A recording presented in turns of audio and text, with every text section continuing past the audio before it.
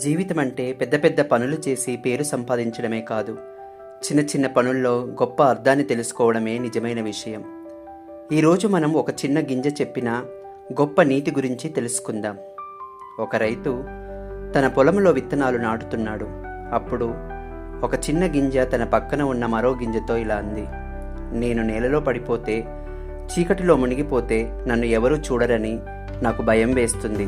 అందుకే నేనిప్పుడు నేలలో పడకూడదనుకుంటున్నాను. ఇక్కడే సూర్యకాంతిని చూస్తూ ఉండిపోతాను. కానీ పక్కన ఉన్న మరో గింజ ఇలా అంది: నేలలో పడటం, చీకటిని ఎదుర్కోవటం, వర్షం ఎండ తట్టుకోవడం ఇవన్నీ కష్టాలు.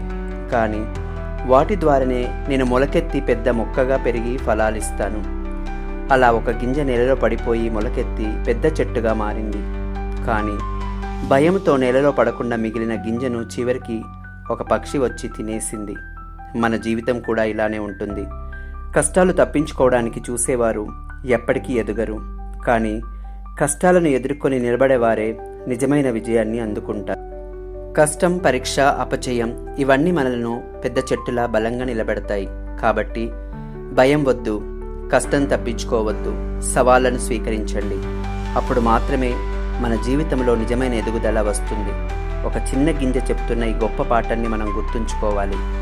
జీవితంలో భయపడకండి, కష్టాలను ఎదుర్కోండి.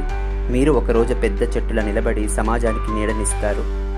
ఈ కథ మీకు నచ్చినట్లయితే తప్పక లైక్ చేయండి, మీ మిత్రులతో షేర్ చేయండి. మరిన్ని ఇలాంటి నీతి కథల కోసం మా ఛానల్ని సబ్స్క్రైబ్ చేయండి. ధన్యవాదములు.